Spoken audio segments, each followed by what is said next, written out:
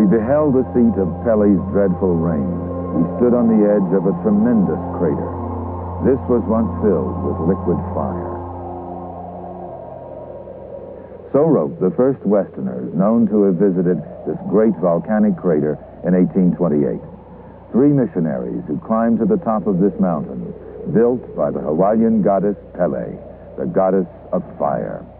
It's one of 2 volcanoes which gave birth to the island of Maui.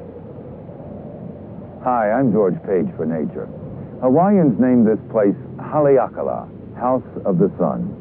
Today, it's an awesome relic of the power of volcanoes to build and to destroy, especially here in the Pacific. 10,000 feet above sea level, Haleakala plunges another 19,000 feet into the sea, to the floor of the Pacific Ocean, where it began erupting about 1 million years ago. After thousands of years, it eventually burst through the ocean surface and continued erupting and building until about 984 AD. There's no written account of Haleakala's last eruption, but scientists estimate it was about 200 years ago. But 100 years later, in 1883, the modern scientific age was dawning.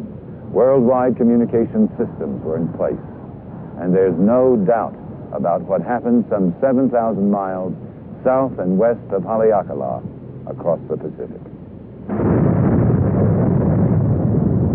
May 1883, a dormant volcano on a remote island in the Sunda Strait between Java and Sumatra began a series of violent eruptions. It belched out vast clouds of ash that obscured the sun. The explosions were heard 70 miles away.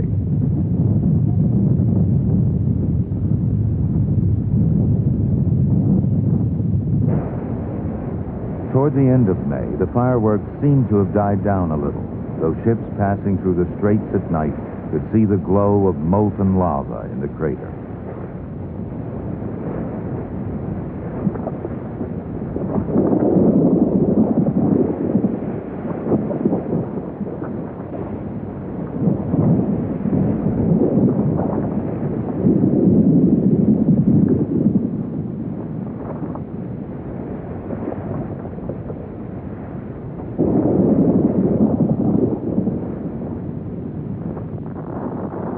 Large-scale eruptions began again in mid-June. This time they were even more violent. Earth tremors were felt in many parts of Java and Sumatra. The crater where the explosions had begun was blown away, but now there were at least 10 others belching out steam and pumice dust. It went so high that the ash fell on villages 300 miles away.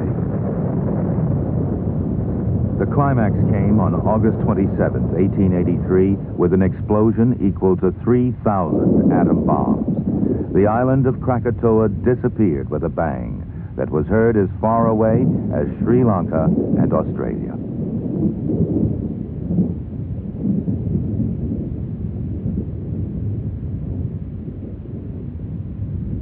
It was the loudest noise the world had ever known.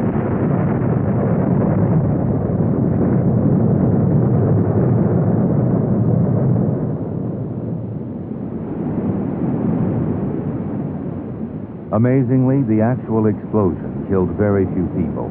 The havoc was caused by the seismic waves called tsunamis that followed. Some were 100 feet high.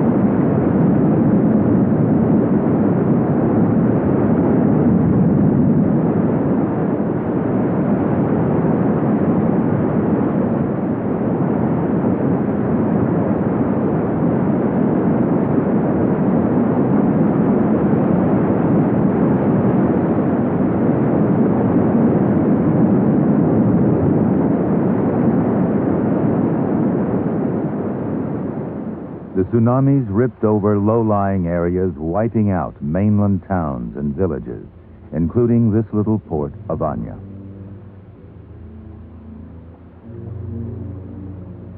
It's estimated that 36,000 people throughout the area died. Engravings from the time show ships sailing through seas of corpses. This amazing series of photographs taken a few days later on the mainland show scenes reminiscent of Hiroshima. All that remains of a railway and an engine. The giant waves flattened everything, including a hotel and a fort. A Dutch gunboat was struck by a series of 90-foot waves and carried over a mile into the jungle. After the Big Bang, there was one minor explosion and then silence. The dust that rose 50 miles high circled the Earth, causing spectacular sunsets for years afterward. Half the island of Krakatoa had disappeared, much of it into the upper atmosphere.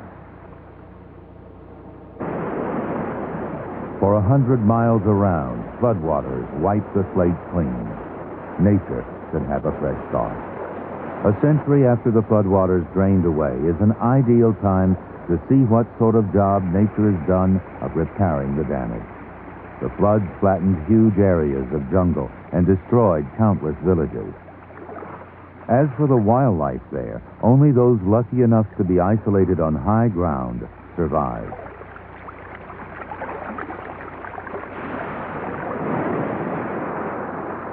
Today, Java, Indonesia, is the most populated island in the world.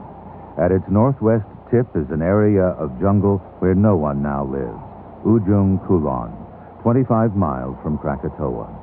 The reason no one lives there is that Krakatoa's tidal waves wiped them out.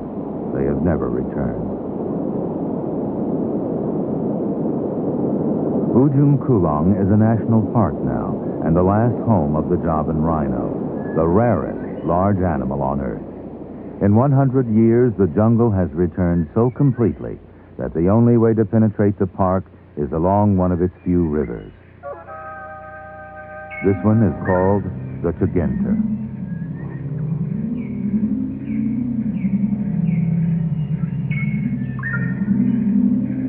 To travel along the Coexistence narrow 5-mile course is like making a voyage back to prehistoric times.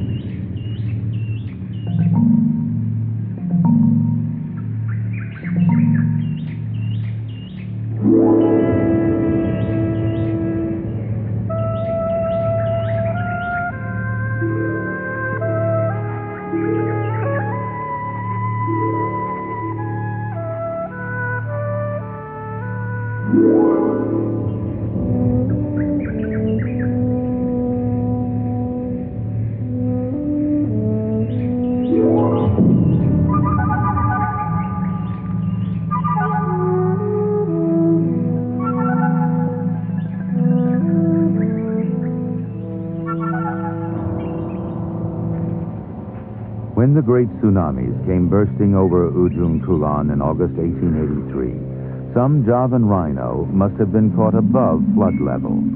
That a few of their descendants are living there today is due to the human side of the tragedy, the fact that Ujung Kulon has never been resettled since the disaster.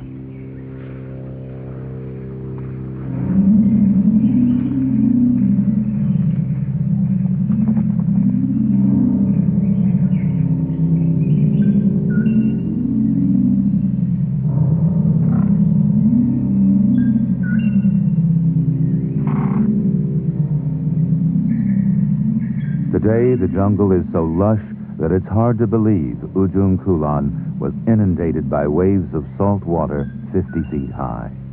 The secret of its complete rehabilitation lies largely in its immense rainfall, over 100 inches a year.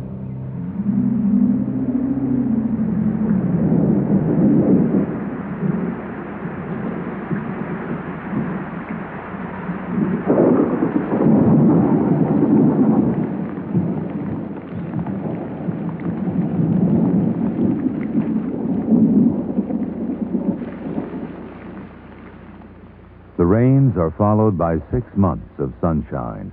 In such a climate, almost anything will grow. When the rains end in April, it's an immediate signal for the birds to begin nesting. These are blue-throated bee-eaters.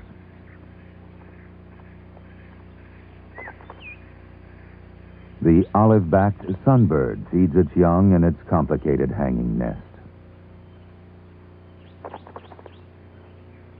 A female Philippine glossy starling looks for a nest hole. A pair of brown-capped woodpeckers has already found one, though a little more wood carving is needed.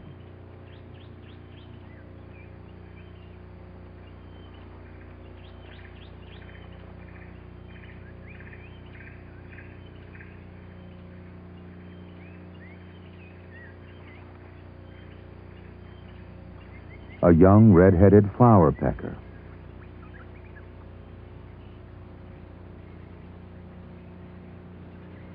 An ashy wood swallow feeds its young after they've left the nest.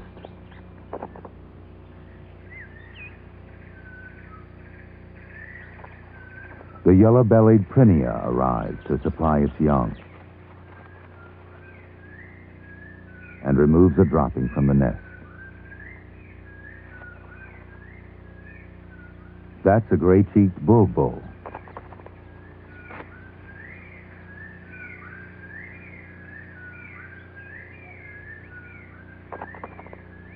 The open banks of the little river offer insect-eating birds an abundance of food. The mudflats of the Chigenta River are home to thousands of fiddler crabs and a hunting ground for those who find crab a delicacy. The waving of the one big claw is territorial behavior. The aim is to intimidate rivals.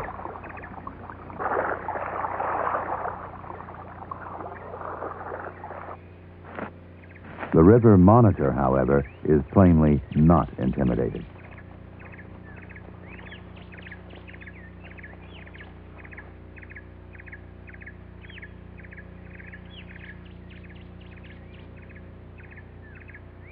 Lowering its front ramp, a box terrapin prepares to go hunting.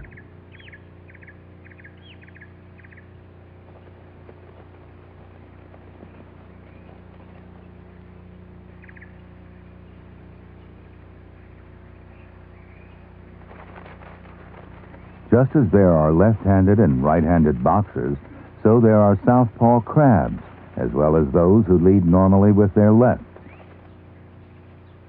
The other claw is minute by comparison and used largely for feeding. Here are two left-handers locked in battle. Here the contest is between a right and a left-hander. The tidal areas are also the home of the mud skipper, a little fish that hasn't quite made up its mind whether to live on land or in water. Every few minutes it must dip itself in water to breathe. The raised dorsal fin is a threat to rivals that insist on trespassing.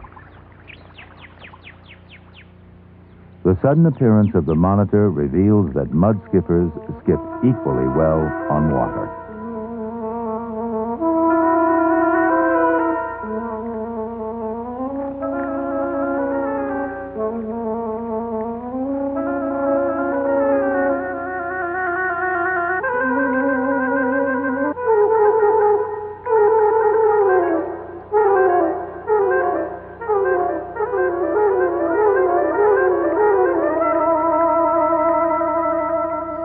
The The gray mud along the banks contains a good deal of ash from Krakatoa's 100-year-old explosion.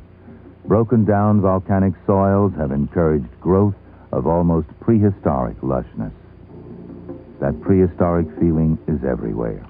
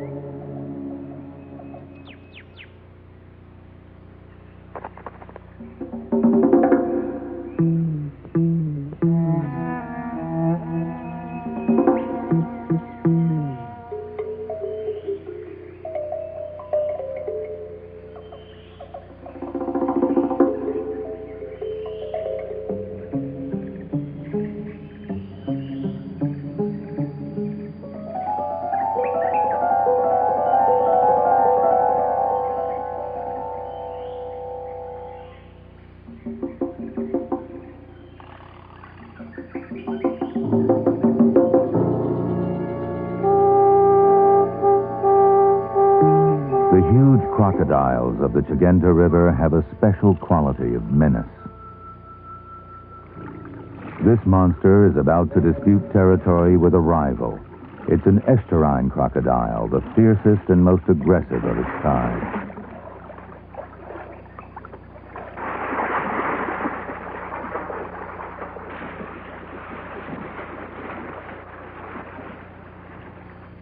It's hard to imagine now that 100 years ago, any vegetation that survived here was buried under inches and often feet of gray volcanic dust. The somber green of the regrown jungle is a perfect setting for a Javan kingfisher's jeweled wings.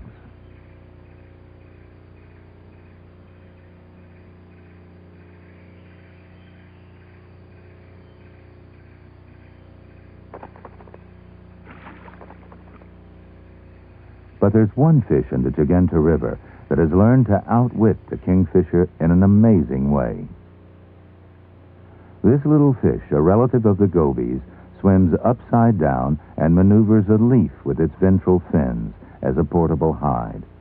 So long as it stays below the leaf, the kingfisher can't spot it. Sometimes it makes the leaf move against the current. So far, the river's many species of fish-eating birds haven't been smart enough to work this out. Before this was filmed, the leaf-hiding behavior was not known to science. It's possibly the first case on record of a tool using fish.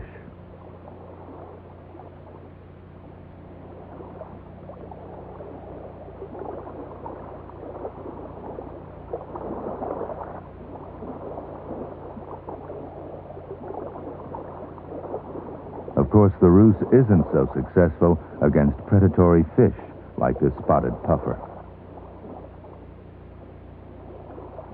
To discourage the puffer, the fish blows up its gills to make itself look bigger. It's a trick the puffer should understand very well. It's exactly how it defends itself against enemies.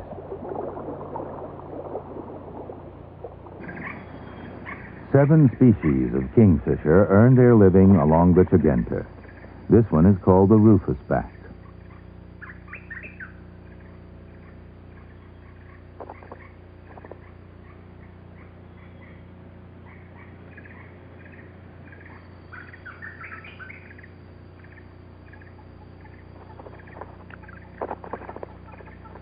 This time a cat. The victim obviously didn't know the leaf trick.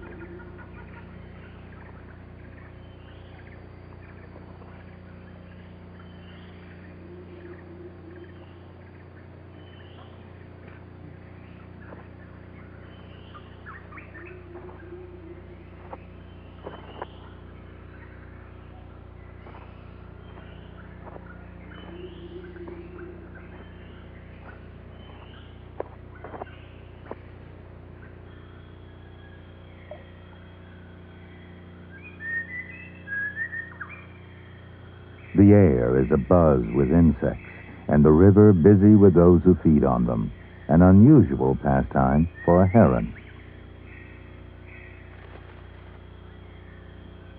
There are hungry mouths waiting for those insects which fall into the water. Some of them have very strange mouths. The needlefish's mouth is more of a flap on top of a snipe-like bill. Though they may look like a swarm of insects, in fact, these fish are feeding on a cloud of crab larvae.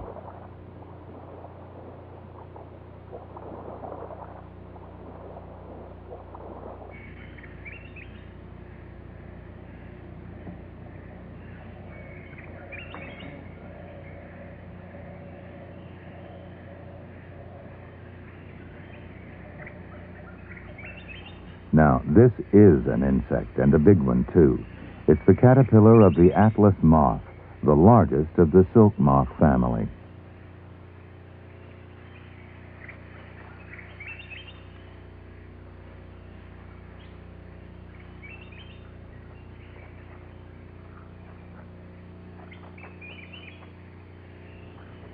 The 4-inch-long pupa of an Atlas moth hangs over the river. The giant moth maturing inside will wait for night before it emerges from its 4-month period of changing from the caterpillar.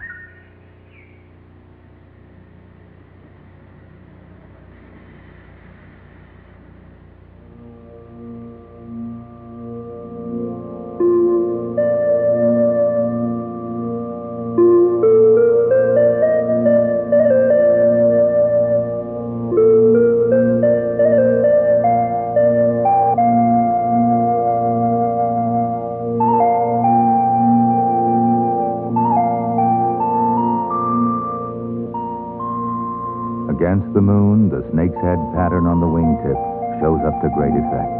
It's said to be a device to ward off predators.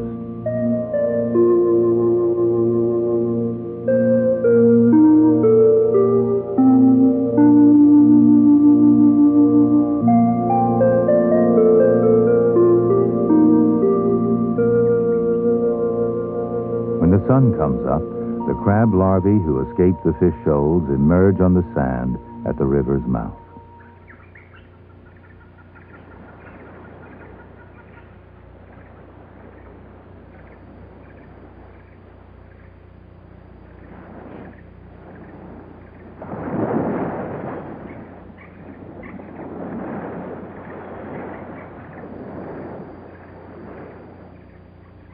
The Atlas moth that hatched in the night is still drying its wings. At dawn, banteng, the last descendants of the Javan wild ox, come to graze on the one open meadow at the river's mouth. Some of their ancestors, too, were spared by Krakatoa's floods. A wild pig strolls behind a banteng cow. The bulls are almost black, with white leggings. At dawn, too, the fruit bats return to roost after a night spent raiding the wild fig trees in the jungle. Their wings are 3 feet across. Their sharp, foxy faces and red heads give them their nickname, Flying Fox. That's a female coming into land with young at her breast. Motherhood doesn't seem to give her priority in landing rights. She has to force a rival off the branch.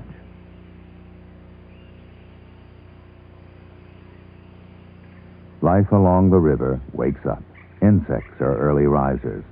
The river is a dangerous place for insects.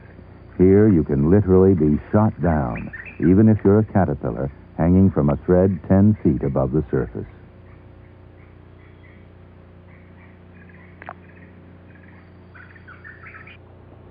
The archer fish shoots drops of water at its victims, using a groove in the upper part of its mouth as a gun barrel.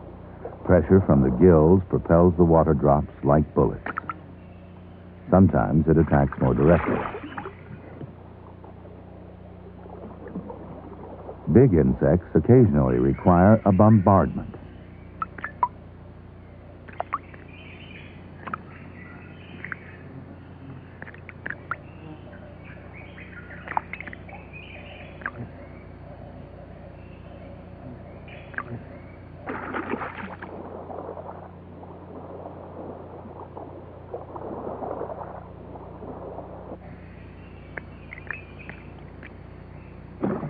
and finally, the perfect kill.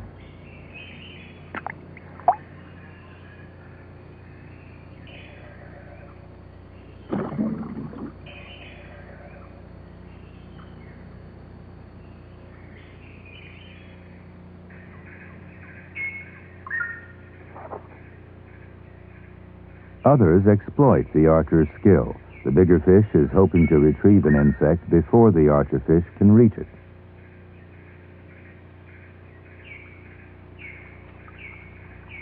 These are some of the wonders of Ujung Kulon, the national park which Krakatoa accidentally first created and then preserved.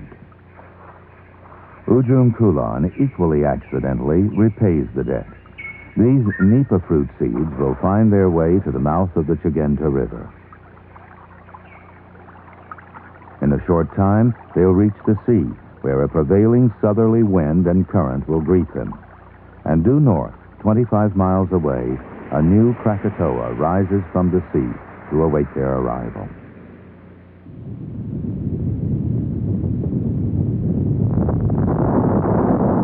In 1928, a new Krakatoa suddenly emerged from the sea, right in the center of the submarine crater left by the great explosion of 1883.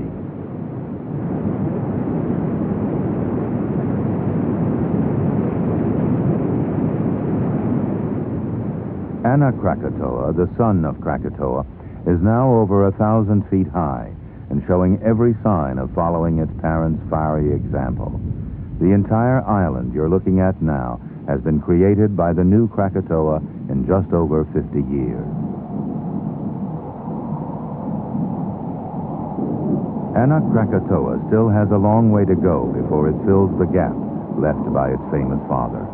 Anak Krakatoa is in the center.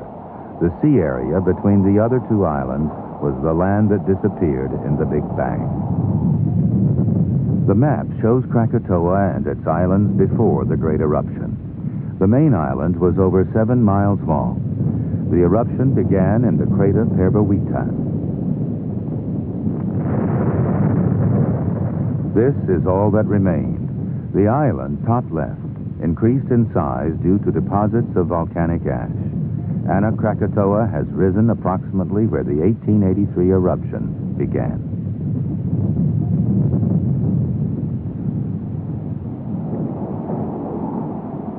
In the foreground is Rakata, the largest remaining piece of the old Krakatoa. The eruptions almost certainly killed all life there, so the forests are the result of 100 years' growth. How is life doing on the new Krakatoa? This barren landscape is by no means all the story. Volcanoes that emerge from the ocean are perfect laboratories in which to study how life takes a grip in apparently sterile conditions.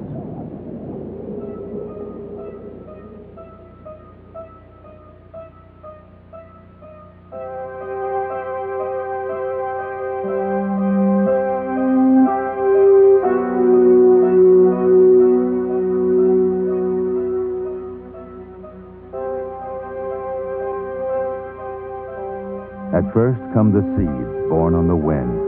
Their mission is to find a niche with soil in which they have at least some chance of germination in what is apparently a slag heap.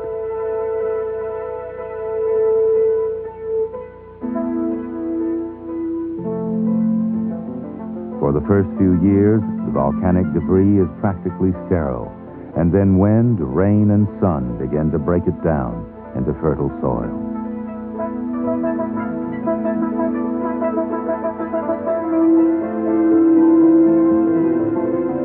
The seeds that took root here are quite likely to have been a wind-borne gift from Ujung Kulon, just across the strait. The first scientist who visited Krakatoa 1 year after the explosion in 1884 found only one thing, a spider. Spiders, too, travel on the wind by trailing gossamer threads. This is one of several species that have already colonized Anak Krakatoa. The second route by which colonists reach newly created islands is the sea. Once again, Ujung Kulon is the nearest and most likely mainland from which these visitors set sail.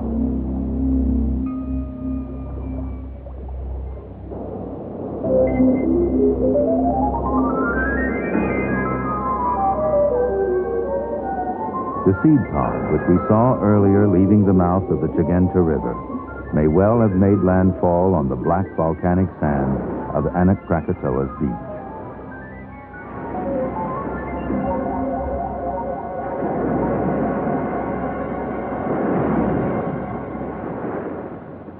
The currents as well as wind favor such colonization for 6 months of the year.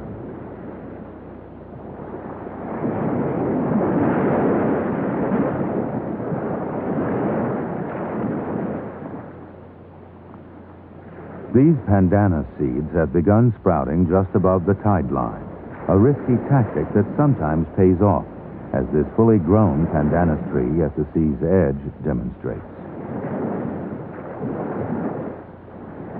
Snakes are excellent swimmers, though it's probable that this python made the voyage on a drifting tree trunk. Ghost crabs, no problem about their arrival on Anak Krakatoa. The larvae drift in the plankton swarms. The water monitor is at home on land or sea. With plentiful supplies of ghost crabs, it has no food problems on arrival.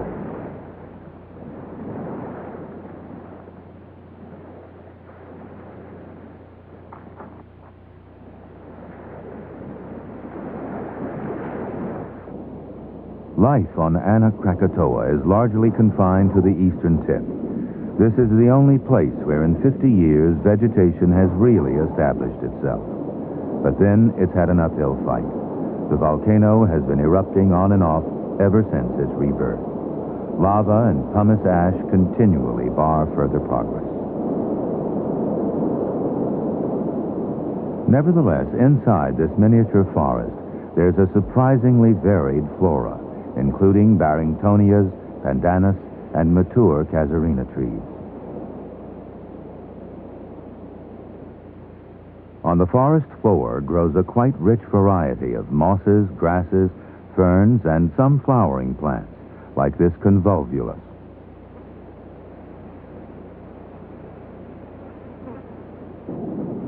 Krakatoa, part of the original Krakatoa, is a far lusher island, but then it's had twice the time for colonization and regrowth, and this hasn't been affected by constant eruptions. Nevertheless, it's a pretty good model of what Anak Krakatoa may become given time.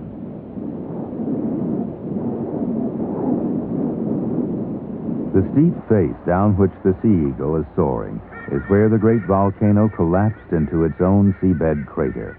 Even here, large trees have taken root.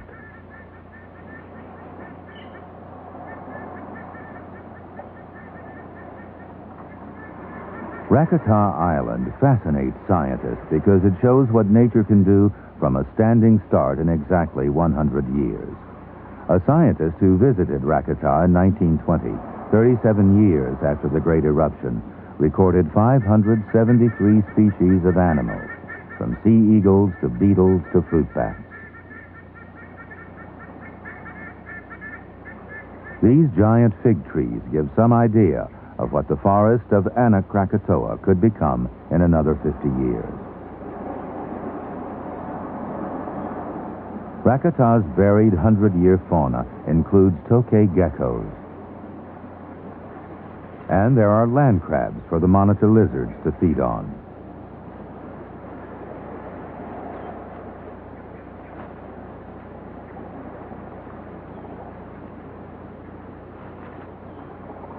This well-fed python is probably feeding on rats. They found their way to Krakatoa some years ago.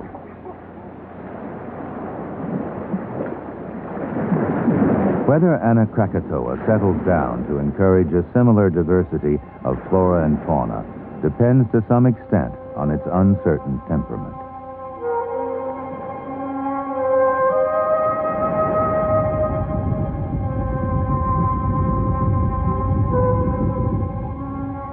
On now peaceful Krakatoa, we get a view of the Eden Anak Krakatoa could become.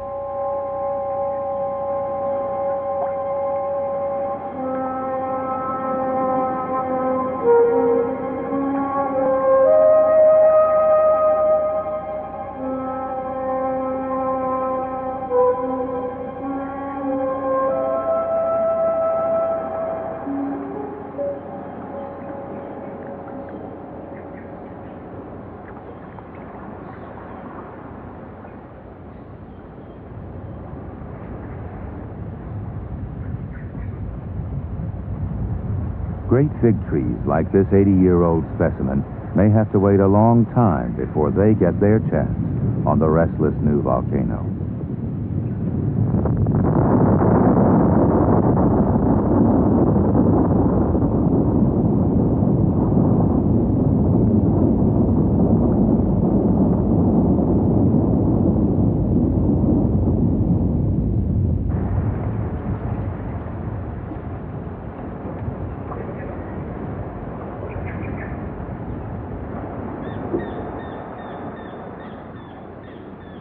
Ants were one of the first insects to move in on Krakatoa after the big eruption. During the first phase of recolonization by grasses, they were exceedingly numerous and mostly open savanna species. With the rapid development of tropical forests, the numbers dropped, and woodland species like these leaf ants predominated. The workers here are sticking the leaves together to form a nest.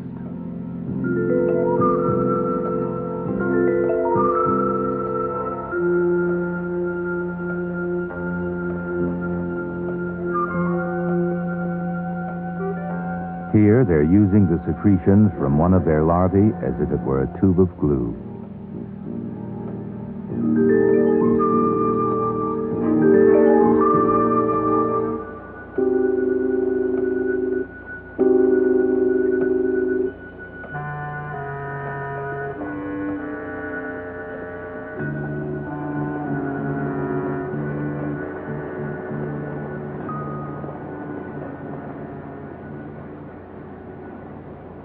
In 100 years, life has returned to Krakatoa in sufficient variety for different species to form complicated and useful relationships. These tree termite nests are a case in point. This hole wasn't made by termites, but by a far more glamorous creature. No one could call termites glamorous. They are, however, members of a marvelously organized community. These workers are exuding cement which they combine with their saliva to build up a nest as hard as concrete.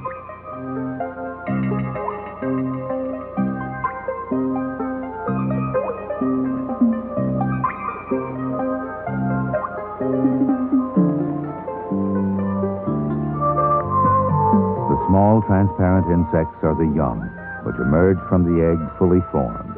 Termites dispense with the larval form.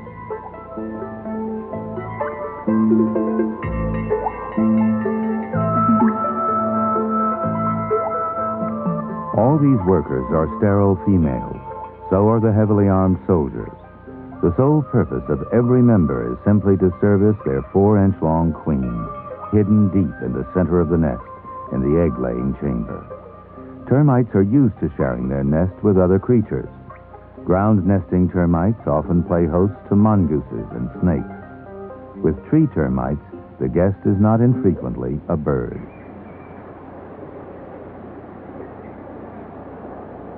Many kingfishers tunnel into banks to make their nests.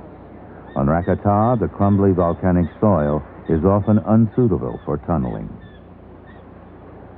But the hard-packed cement of a tree termite nest makes an excellent alternative. The collared kingfisher's young are nearly ready to fly. She's feeding them on ghost crabs.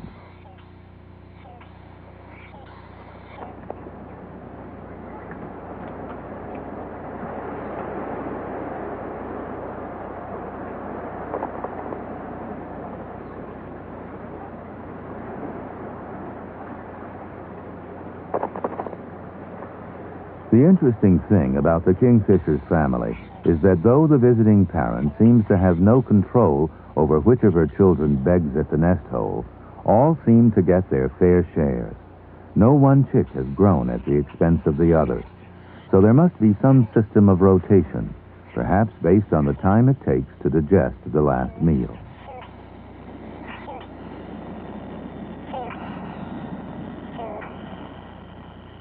Sometimes the parents bring a golden skink, and whoever gets that to swallow isn't going to be ready for a second helping for quite some time.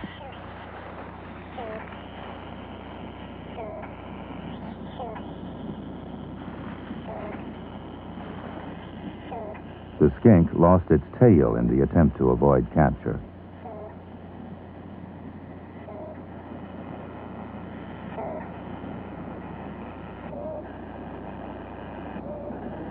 captor seems to be wondering whether to swallow the tail there and then or deliver it to its young in the nest.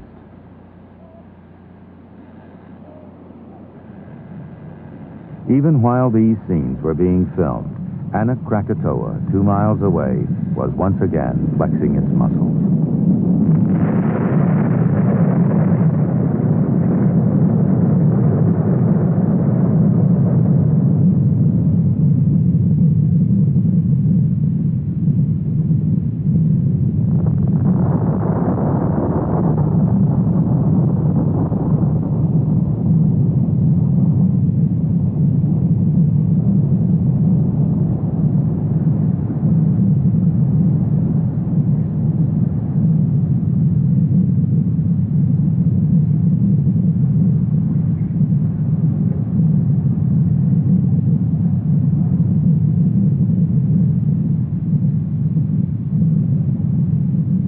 At the end of 3 weeks, the young collared kingfishers are ready to leave the nest.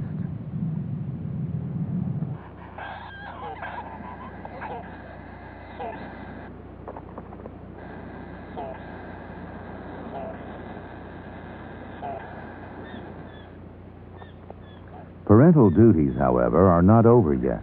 A young bird perches on a lump of Krakatoa's lava, while the parent bird brings it yet another ghost crab.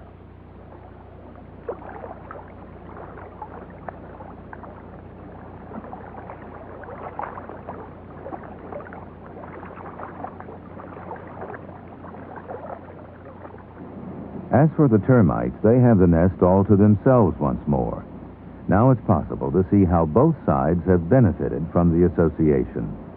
Moving debris shows how the termites have steadily been feeding on and clearing up the droppings and scraps of food left by the young birds. While termites clear up below, ants forage on the surface.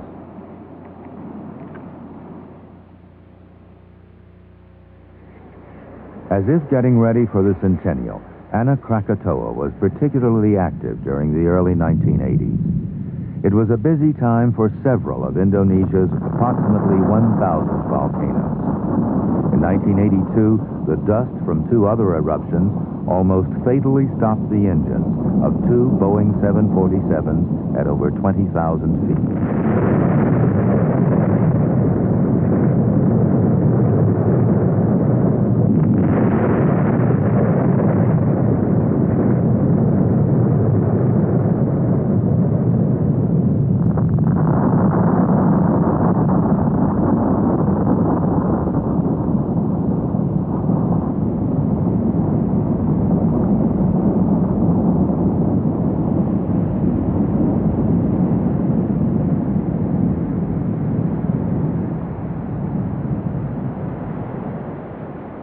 Perhaps the most eerie place from which to observe these pyrotechnics is the sea-filled center of what was once Krakatoa Island. The rocks in the foreground stand up like a jagged tooth from the broken jaw of Krakatoa's old crater. Below is the empty magma chamber, into which the sea rushed to become superheated steam and into which most of Krakatoa eventually collapsed, causing the big final explosion.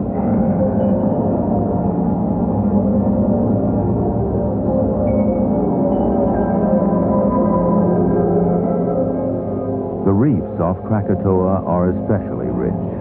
Their scientific importance is that they can be dated precisely. If there's one thing that coral polyps detest, it's being buried in silt. Those reefs that weren't utterly destroyed by the 1883 eruption were buried under up to 90 feet of ash. Today, Krakatoa's reefs are as rich in marine life as anywhere in the tropics. The birth date of their corals is known almost to the hour.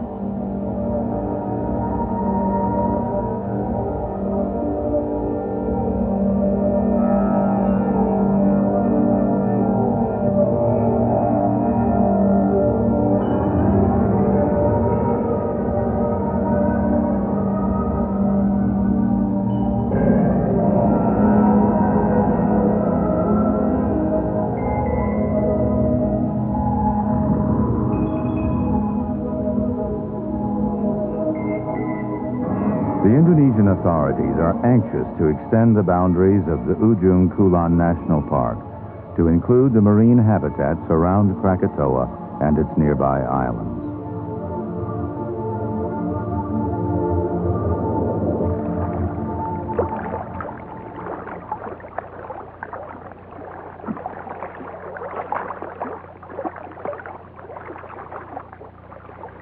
The tuna chase the little fish to the surface, and the frigate birds home in on the small fry in feeding frenzy.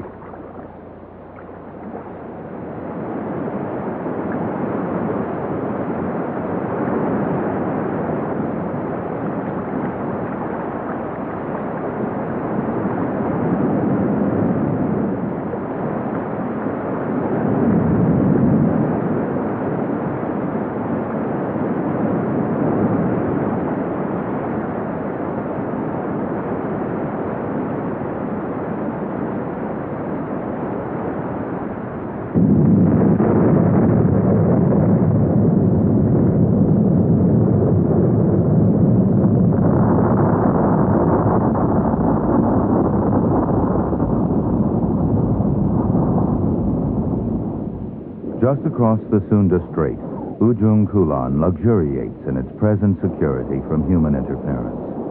From the air, it's easy to see how 50-foot seismic waves overran it. Let's hope it never happens again, because Ujung Kulon is the very last sanctuary of one of the rarest animals on Earth.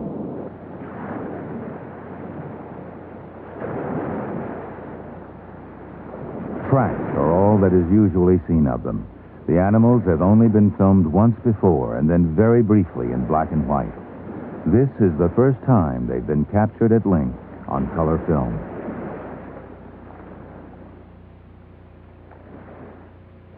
The jungle of Ujung Kulon is so dense that wildlife cameraman Dieter Plage decided his only chance was along the banks of the Jagenta River. Even so, it took 6 months before he succeeded.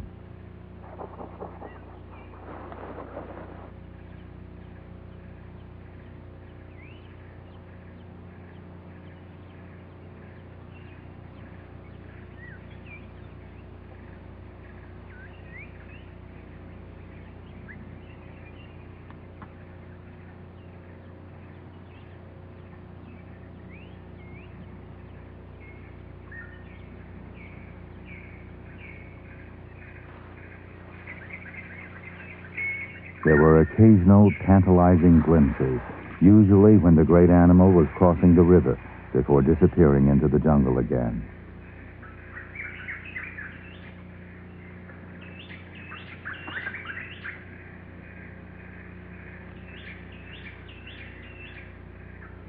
Then, suddenly one day, Plage was face to face with a big bull Javan rhino, one of perhaps 50 of these animals left on Earth, and all of them in Ujung Kulon. In this species, only the bulls have prominent horns. Nearby was a cow. The triangular plate of hide at the neck is one of the things that distinguishes the Javan from other Asian rhinos.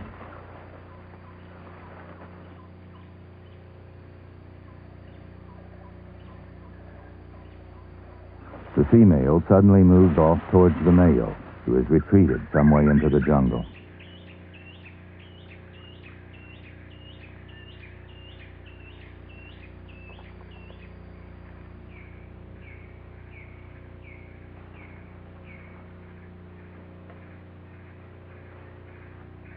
The male sprays the vegetation so the female will follow him.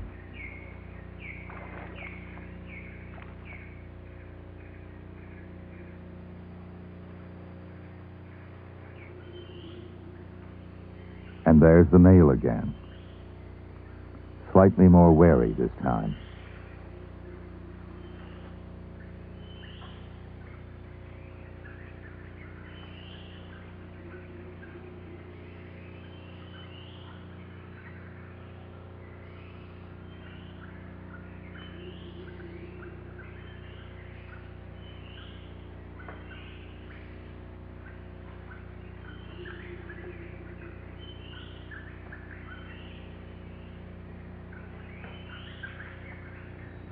settles down again, giving an opportunity for a unique close-up.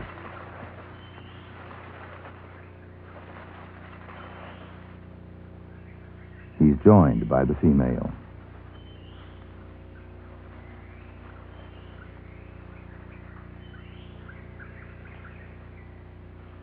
Soon, she calmly starts to feed.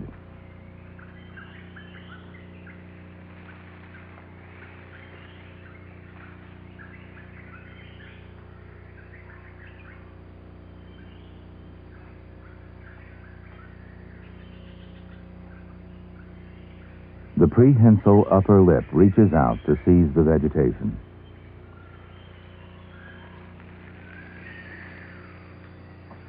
Ujung Kulon had revealed its greatest mystery far more generously than Dieter Plaga could have ever hoped.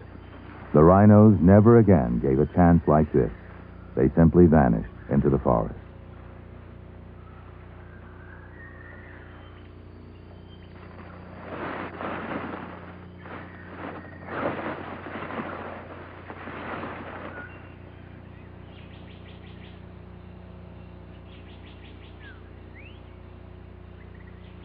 August the 27th, 1883, was the day that shook the world and destroyed so much life and property. It was also the day that isolated and helped to preserve this remarkable wilderness area. But with the sun of Krakatoa fulminating only 25 miles away, no one can be sure of its future.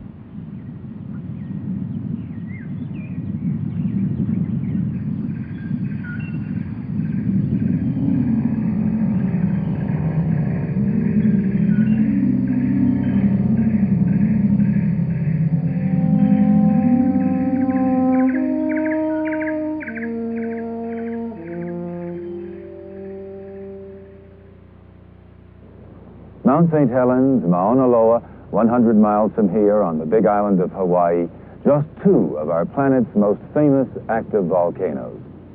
Scientists have made great progress in predicting volcanic activity, but it's not yet a perfect science. Geologists classify this great volcano on Maui as dormant, not extinct. Like Son of Krakatoa in Indonesia, it could erupt again. I'm George Page for Nature.